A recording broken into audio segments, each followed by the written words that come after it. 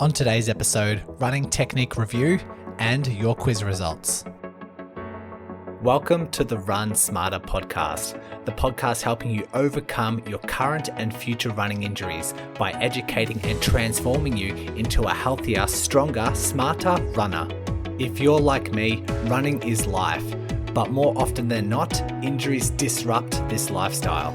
And once you are injured, you're looking for answers and met with bad advice and conflicting messages circulating the running community.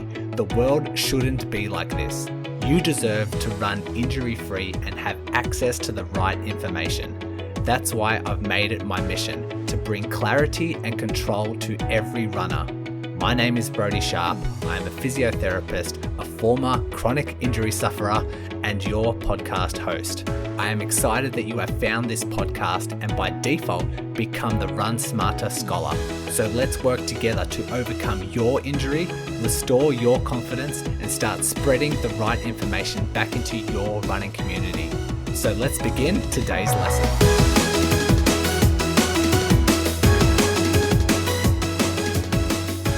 Okay, let's dive in. Something a little bit fun today, or at least would spark my curiosity. I thought this was a necessary topic. First of all, hopefully you're enjoying the new podcast logo. At the time of recording, I can see it on Spotify, and it seems like Apple Podcasts hasn't really updated it yet, but this goes out in a couple of weeks, so hopefully it has changed since then. I do see that on my Apple, I guess the podcast store, like the iTunes store, so I think it has changed, but I just can't see the new one on my phone. Thanks to everyone who submitted their thoughts, those who are patrons, those who are in the Facebook groups.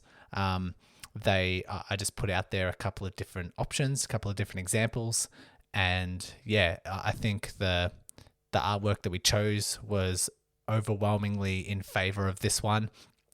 I thought I would change I was a bit scared to change the logo or the artwork actually, because it's been doing so well. I do like the logo.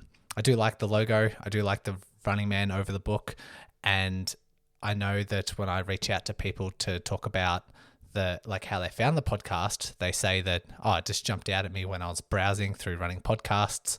And so I didn't want that to change. I do like how this podcast does achieve like organic growth. It is ranking quite highly in the stores, like in the podcast directories. And like once it features quite high, the next thing is to catch your eye and sort of spark your curiosity. And so didn't want that whole system to change because it's been working so well. However, I do want it to be a little bit more relatable. I do like listening to podcasts when I know what the host looks like. And so I did get some feedback when I did like a video on Instagram or something, and someone commented, it's good to see your face and what you look like. And then I thought maybe I should change my artwork so that there is my face on there, and I was happy with the overall outcome. Hopefully it still catches people's eye, still has the logo on there, but it's just a little bit smaller. But yeah, hopefully it works well. I'll see. I can always test it out and revert back to the old logo if needed. But yeah, hopefully you're enjoying that one. Okay, so I had a couple of ideas for today's episode to kind of combine it into one. I did like last year, more than 12 months ago, I reckon, I did a Run Smarter quiz where people submitted their responses, and I sort of combined an episode of what the responses were once there was about 150 or so responses. And currently, as we speak, there are 431 runners who have gone through this quiz, submitted their answers, and so I have some nice data to fall back on to how runners are thinking or what they are answering with certain questions. But also, once I reviewed this quiz, I think my ideas around these certain topics have changed. And you might have seen on social media over the last couple of months, not only did I do that quiz, but I now also have an advice quiz where it's available on the Run Smarter app now, where people submit or answers to questions, and based on their answers, they receive like kind of tailored, semi-tailored advice around their strength training, around their running routines, and any advice that I have for them based on their responses to help them train smarter and maybe find the right balance in their training. And so I have those results as well that I want to discuss. But nonetheless, I want to start with the Run Smarter quiz, and particularly around two questions that specifically tailor to running technique or your running form.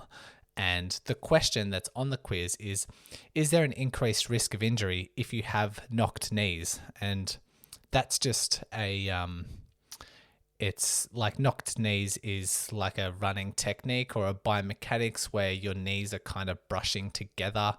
If you look at the runner from behind, you can kind of see the knees are touching. They kind of, I don't want to say collapse in, but they sort of, when it comes in relation to your hips, they're definitely more narrow or more closer together, your knees compared to your hips. And so if you can visualize that. And so in this quiz, 47.4%, so 203 runners said that that's true. They said that if you have knocked knees, if you run with that sort of biomechanics, it will increase your risk of injury. And it got me thinking that originally, I think over the last year or so, my ideas around this have changed. And so I sort of just wanted to kind of open this up for discussion just in my own head, because initially when I did my training, and if I can revert back to my training about 5 years ago with the running clinic in New Zealand with e6faa8c63404409ca179701e7aaa1c93, who's been on the podcast, their take on things, or the evidence that was emerging at that time, was that no matter what your running technique is, no matter what your body biomechanics are, no matter what your range of movement, the body will adapt. The body will adapt to that specific style of running, and that's why we see no matter what type of biomechanics you have, everyone gets injured at the same rate, because it depends on your training load, it depends on your training errors, and doing too much too soon, which would reflect an overload in your body. And in that course, they showed a whole bunch of people, elite marathoners who have horrendous pronation or horrendous kind of hip drops or collapsing knees, and showed that they're performing at the elite level. They're the best in the world, and they don't break down because the body has adapted to that pronation. The body has adapted to that hip drop. The body has adapted to certain knee positions, and it's just the body does what it does. As long as the training itself is adequate and the training itself allows for adaptation, then adaptation will occur. And we do have a lot of evidence around foot position and around foot mechanics to show that no matter if you are a supinator, neutral foot, pronated foot, everyone gets injured at the same rate. So in other words, no matter what your running style, the training errors need to be present in order for there to be an injury. So this gets me thinking, and the one of the analogies that, or not really an analogy, but an example I heard from a running expert is, okay, well, what type of injury will happen based on your running style? And because everyone has so many different running styles, so many people have different step widths, different cadences, different initial contacts with their feet. Who's to have a training error and then get a knee issue compared to someone who has a training error and gets an Achilles issue? I think this is where it comes down to certain biomechanics and certain running styles. An example, someone who has like a narrow step width. So someone who's really running almost like a tandem walk, almost running on a straight line, doesn't widen their step width. They're most likely to get something like a tib post tendon, like a tendon that's on the inside of the foot that controls the pronation and controls the stability of the foot when you contact the ground. And that's only because when you do run with a narrow step width, that's the tendon that is under a lot of strain. And now that strain, if you operate your training schedule within good parameters, that tendon itself will get stronger and it will adapt to that load. However, if you do have a training error, if you do go from running 20 Ks a week to running 30 Ks a week too drastically, if you were to get injured, it's probably going to be that tib post tendon, because when that training error occurs, that's the tendon that's going to be more susceptible to that overload. And if we compare that to, say, someone who runs with, let's say, a heel strike and is really overreaching, so their initial contact is really far forward, and they contact with that heel, this person, as soon as they have a training error, is more likely to develop, say, knee pain, because we know with an overreaching running technique, the loads that are accumulated on the knee are significantly higher. And so the training error needs to be present, but the running style will start to sort of reflect the likelihood of a certain injury surfacing. And so that was my initial teachings. That's what I originally learned training with the running clinic. But now, like after talking to Chris Brammer on the podcast, and he has some emerging evidence around running technique and likelihood of injury, sort of, I'll talk about that in a second. He has this paper come out, and it says that injured runners demonstrate a greater pelvic drop or contralateral pelvic drop. So if you contact the ground with your right leg, the left side, your left hip drops closer to the ground. So that's what we call a contralateral hip drop. So runners demonstrated a greater hip drop and a greater forward trunk lean at mid-stance. They also demonstrated a more extended knee and a more dorsiflexed ankle at initial contact. So at initial contact, when that foot very first makes contact with the ground, it's a little bit more forward, a little bit more ahead of your center of gravity, and your toes are pointed up more towards the ceiling. But then after you contact the ground and the foot moves more underneath your body, in that moment in time, if there's more trunk lean, so if your body is moving, if your trunk is flexed a little bit more, and in that also position, if the pelvic drop is more excessive, then you're more likely to be an injured runner, because they analyzed a whole bunch of, I think it was 70 runners on a treadmill. Some were injured, some were not injured, and then they found that the injured runners displayed these characteristics. So in that paper, they said, importantly, every 1 degree of an increase in pelvic drop, there was an 80% increase in the odds that that runner would be classified as injured. Now, let's be careful with how we interpret these findings, because these runners are already injured. It's not that they've looked at a whole bunch of healthy runners, looked at their biomechanics, and saw some suboptimal qualities of running, and then they go on to increase their likelihood of injury. No, these are runners who are already injured. They display these running qualities. They did make sure in that study to make sure they're running pain-free, so they're not limping, or they're not managing, like their current injury can withstand like certain levels of running. Let's say the first 15 minutes pain-free before their symptoms start to arise. So they're not painful in the moment, but they are injured. And so there might be some weakness there. There might be some apprehension, hypersensitivity, hypervigilance around that injury. So they might be running slightly differently. So it's important that we interpret this accurately, but really gets you thinking that there may be some biomechanics that may increase your risk of injury. So going back to that question, is there an increased risk of injury if you have knocked knees? There might be some research, there might be some emerging evidence that might change my thoughts on this. And so that's why it's important that we talk about this. So I have some final thoughts around this topic, which I'm slowly starting to change my opinions. So if you display some suboptimal running qualities, let's say for an example, it's a low cadence, or you are overreaching like I was explaining before. If you do display these suboptimal running qualities, you have a more narrow training, I guess it's a training error safe zone, that adaptation zone it might be referred to as.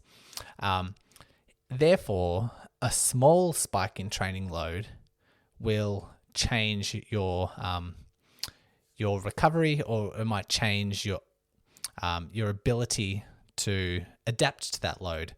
Let's say, I'll probably use an example. So let's say there's two runners running side by side.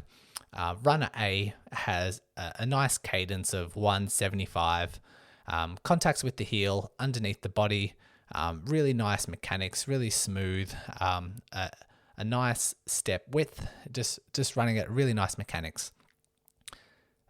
Runner B next to that runner runs with a lower cadence, overstrides a little bit more.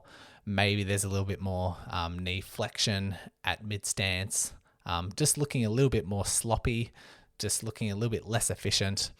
So these two runners are running side by side, and they run side by side the entire week. If they were to both work within their adaptation zone, they work nice and safely, they don't increase at all, they don't get injured. If they sort of increase their running mileage by 15%, let's say they're training for a marathon, if they train around 15%, runner A is less likely to get injured and adapt to that training load. Runner B is more likely to suscept certain body parts to overload. It might just tick them over the adaptation zone state and into sort of an injury zone, because they have that suboptimal quality. So runner A might get away with it, runner B might not get away with it, and runner B might be more safe if they were to increase their running mileage by 10% per week rather than 15%. If they increase their running mileage by, say, 20%, probably runner A might get injured. There might be like a 50% chance of runner A getting injured. There might be a 90% chance of runner B getting injured because those suboptimal qualities are there. But keep in mind that overtraining and training errors need to be present. Same with under recovery. So if runner A, runner B keep their mileage exactly the same, and they both experience increased stress and poor qualities of sleep during that week, runner B is more likely to get injured because they have that narrower safety net, that narrower safety zone, because they have those suboptimal qualities compared to runner A. Does that make sense? I hope that does. I did also have, it was the episode on specificity, training specificity or training load. Anyway, I had that analogy around a tightrope walker. And so if you imagine someone walking on a tightrope, they've got that really long beam to help them keep balanced, and they're walking on a line across like a chasm. If this analogy is kind of like your training, your resiliency represents the rope that you're walking on. So your resiliency could be a thin rope, or it could be a little bit wider. It could be a big rope, or it could be more like a plank. Obviously, if it's a plank compared to a rope, you are a bit more resilient.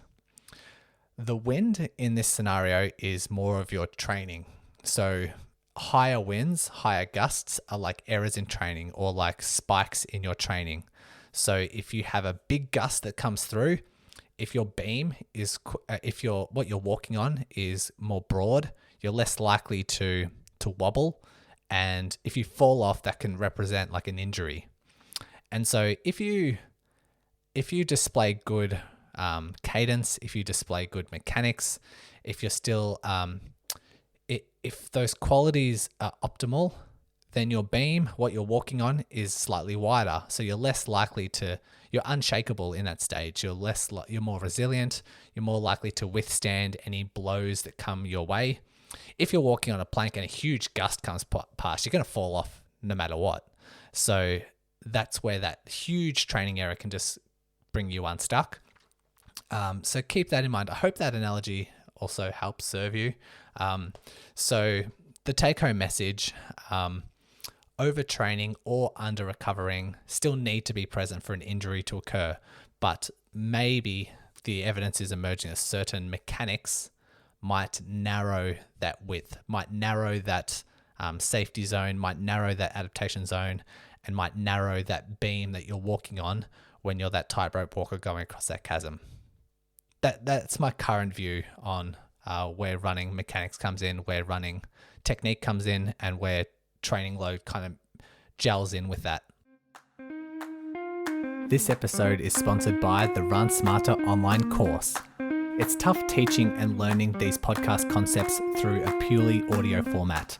So combining the podcast with these video courses is a great way to enhance your learning. There are several courses to choose from based on your running goals and situation. We have injury prevention courses that focus on treatment for certain injuries, and courses to help enhance your running performance. And if you sign up through the website, you'll then have access to the course videos, both through the Run Smarter website and through the Run Smarter app. And to say thanks for being a podcast listener, enter coupon code podcast at checkout to receive a 3-day free trial.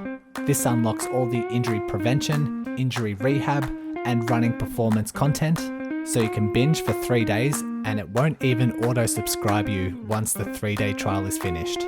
So head to the online course hyperlink in the show notes to begin.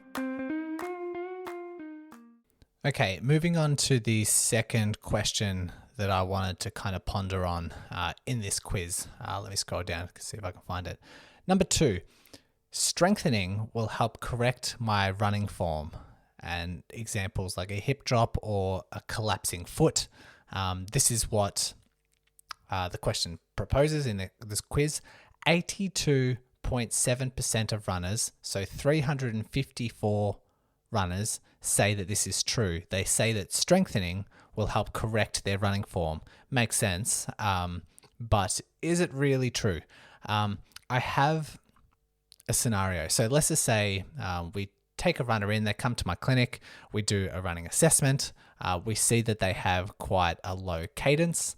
Let's say their cadence is around 155. They do display a bit of a hip drop. They do display a little bit of ankle pronation. They've got quite a narrow step width. They've got like an increased knee bend at mid stance, like almost everything wrong going on. We start implementing some strength work. We say to them, okay, these are your running mechanics. I think they can be improved a little bit because it's overloading certain parts of your body. We could probably become a little bit more efficient. Let's give you a strength program. What we're going to do is give you some foot and ankle balance exercises. We're going to give you some foot and ankle strength exercises. You're going to do some hip hikes or like hip hitches. You're going to do squats. You're going to do deadlifts. You're going to do a standing hip abduction, say with like a TheraBand. We're going to give you some intrinsic foot exercises. You're going to progress these exercises as needed every 2 weeks. 8 to 10 weeks later, or 10 to 12 weeks later, we're going to review your running. We're going to put you back on the treadmill, see how you're going. In most cases, what the evidence would show and what I've seen in my experience is that you'd put that runner back on that treadmill and they would run exactly the same. But they would feel a lot better if they're coming in with an injury or they're coming in with, just like little niggles here and there. They would feel a lot better once they're back on the treadmill. Not a lot has changed with their running, but their injury has improved. So what's exactly happening here? People will run the same. They have the same rhythm. They've inbuilt the same motor patterns for years, like especially if it's an experienced runner, years and years of repetition over and over and over again. Those neurons are firing in a certain muscle pattern. what fire together or wire together is what we say with neuroplasticity and like learning about the coordination of the body. The more times it just is rehearsed, that same technique, is the more time it just gets drilled into you. Sometimes runners really struggle to change their technique. Others, they can be a little bit more flexible and can adapt to that. But without any other cues, if you tell them, here's your strength training, go away. You should get really strong hips so they won't drop as much. Get really strong knees so they won't bend as much. You'll get really strong ankles and feet so they won't pronate as much. They'll run exactly the same. And so why do they feel better? They feel better because they're running the same, but the tissue capacity has changed. And so they're able to tolerate more loads. They're able to tolerate higher demands. And if we say it's a knee injury and we get them to do deadlift squats, we get them really strong in their knees, they can still run at that same technique, but just tolerate higher loads. And so they'll feel better. They'll be able to increase their running mileage without breaking down. They'll be able to run longer without feeling those symptoms come on. And so why doesn't this change your running technique? I think the running itself, it just puts on tremendous loads through the body.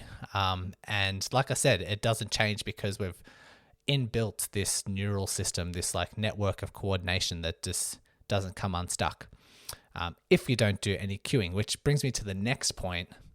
How can we change your running technique? Well, we can do that with different cueing, with feedback, with increasing your cadence. Like there's these cues that running coaches and health professionals can do to instantly change your running mechanics.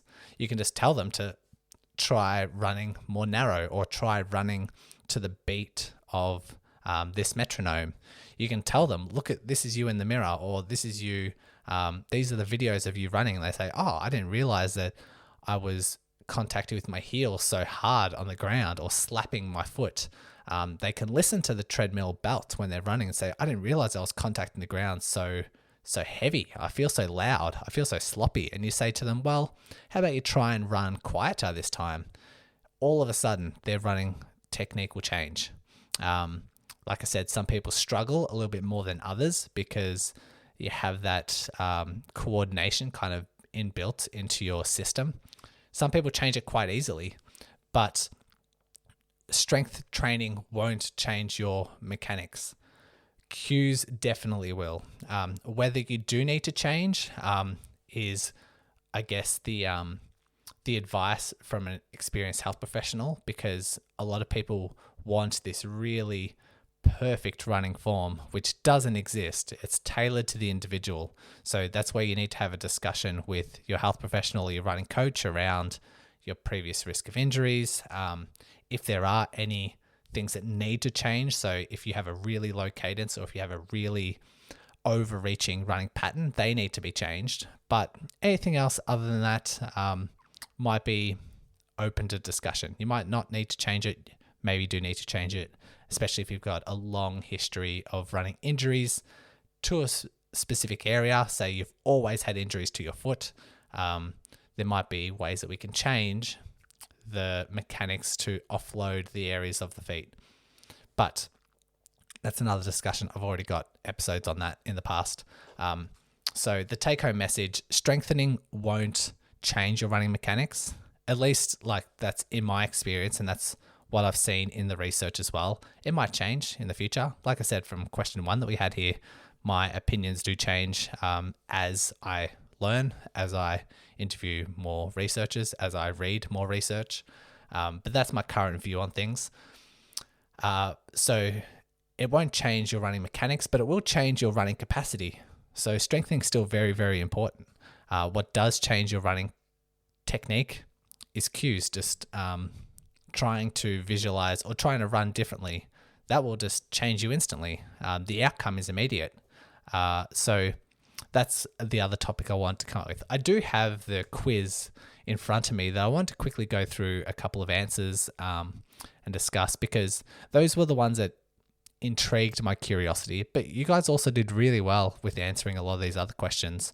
And I do like to think that listeners of this podcast, so you listening to this right now, is a lot smarter than the average runner. I do like to think that, and I do believe that if you hear about this quiz, you take this quiz, it means you've listened to the podcast, it means you follow my content on social media, so it means that your running IQ is far superior to any average runner out there. I'm extremely proud of that. I'm extremely proud that you appreciate the power of knowledge. And so these answers, I'm very proud because you guys have done so well with answering them.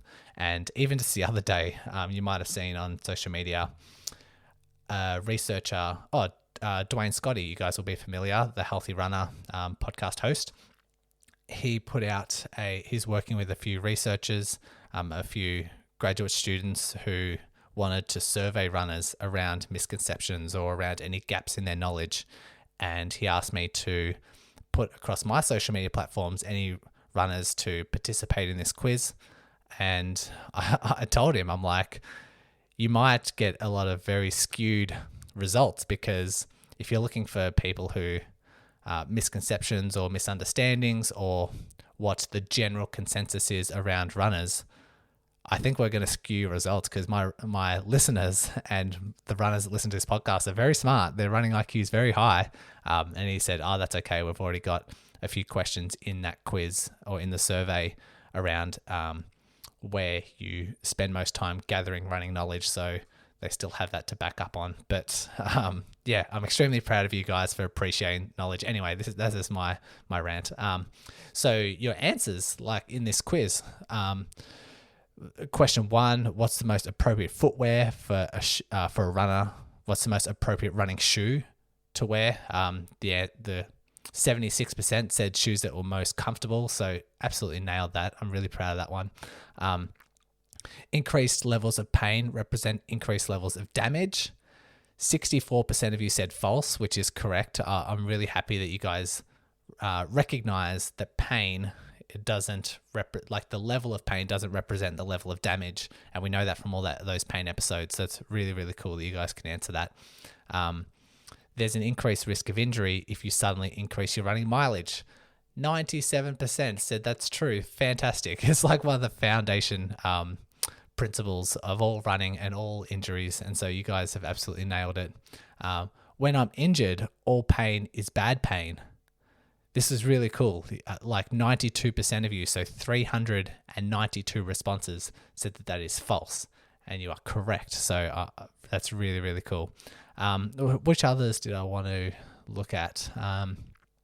There's an increased risk of injury if you increase your cadence from 160 to 175. You guys said that's false. So 85% of you said that's false. Well done. Oh, this is a brilliant one. There is an increased risk of injury if you have flat feet. 73% of you said that's false. I'm really, really happy that you guys answered that one.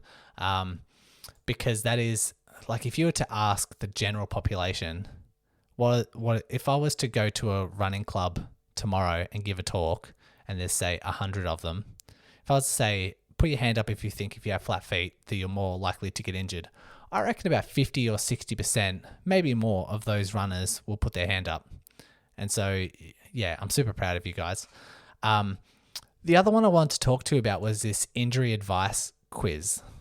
The ones where you answer these questions, and based on your answers, you get this advice around things that you should implement, like recommendations of things that you should implement in your training. So I want to go just quickly through those results now, just so you get a gauge as to what the average runner, or if we compile the data, what does it look like? The first question was to describe your situation around injuries. And a lot of people are thinking, like, I'm always injured. I see these runners who never break down, who never get injured. Why me? Is it? And they'll go on to blame their shoes or their running technique and that sort of thing. In this study, I gave a couple of, or in this quiz, I gave a couple of situations. So one, you've had some minor injuries you've had some minor injuries throughout the year without major running disruptions. There's one that they're currently struggling with an injury. Another one, they've had multiple injuries per year, which has caused major disruptions. And there's another option that says, I haven't had an injury in the last 12 months. So 15% of you have answered that you haven't had an injury in the past 12 months that hasn't, that's 85% of everyone that's gone through this quiz has either been injured, currently injured in the past 12 months. So keep in mind the prevalence of injury, and keep in mind that if you're really upset around always getting injured, it happens to a lot of runners. This happens to everyone. Well, in the last 12 months, this happened to 85% of us. I can put my hand up for that one as well. When not injured, how many days per week do you run? That was the next question. And only 17% said they'd run 6 to 7 days, which is good. We don't want people running like every day. We need a break every now and then. 45% were in that really nice zone of 4 to 5 running days. So we're quite good with that. I asked some questions around running, the overall running intensity, what percentage of your overall running is a really hard effort, and what percentage of your weekly mileage is spent at a low intensity. I think you guys nailed it. Looking at the graph here, the vast majority is low intensity, 80%, very hard intensity, 10 to 20%, which is a really nice balance. So well done, guys. How do you participate? Do you participate in other forms of cardio cross training? So changing up the demands of your body. 62% of people who filled out this survey said that yes, they do participate in some other form of cardio cross training at least once a week. And the other, 37% said that they don't. So it's nice to see that a lot of people are favoring at least some form of other cross training, because we want you to change demands on your body. Like if we want to reduce your risk of injury, running related injuries are overuse injuries. So we want to change the use on your body. We want to change the demands of your body every now and then. Talk about running cadence. 45% of you are running with a cadence over 170, which is good. 13% of runners say they don't know what their running cadence is, which is quite low. I think if I go to that same run club with 100 people and ask them to put their hands up if they know what their running cadence is, I reckon about 40% would put up their hands saying they don't know. So it's good that you guys are investing in this knowledge. How often do you participate in strength training for running? So this was great. Could be a little bit better, but 66% of runners who participated in this survey said they do strength training 1 to twice a week, which is nice. I suppose, 22% said that they do strength training 3+ days a week.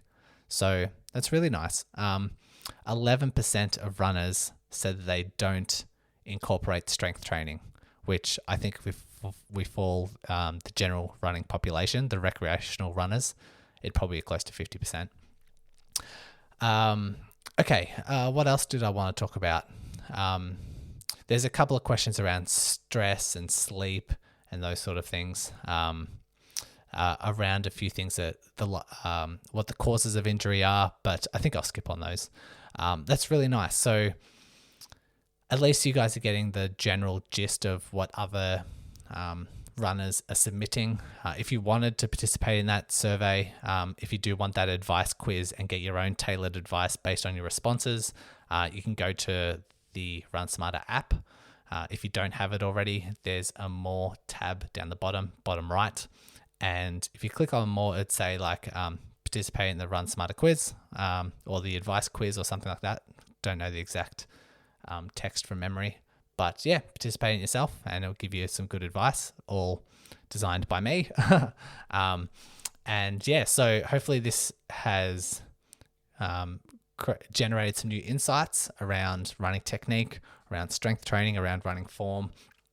And yeah, it's good to know that, like I said, when I look at the results of the quiz results, it just makes me so proud that you guys are listening and investing in knowledge. And these results are skewed, but it makes me more proud the more skewed they are because I do know that you guys strive to train smarter and I just see it all day. I see like some feedback from runners reaching out and saying, this is how I'm training smarter and this is how it's affected me. This is the improvements I'm making. These are the injuries I'm overcoming, which is makes me like super passionate to continue with this podcast moving forward. All right, guys, I'll sign off now. And as I do, remember, every new insight brings you one step closer to your next running breakthrough. And that concludes another Run Smarter lesson. I hope you walk away from this episode feeling empowered and proud to be a Run Smarter scholar. Because when I think of runners like you who are listening, I think of runners who recognize the power of knowledge, who don't just learn, but implement these lessons, who are done with repeating the same injury cycle over and over again, who want to take an educated, active role in their rehab, who are looking for evidence-based, long-term solutions and will not accept problematic quick fixes. And last but not least, who serve a cause bigger than themselves and pass on the right information to other runners who need it. I look forward to bringing you another episode and helping you on your Run Smarter path.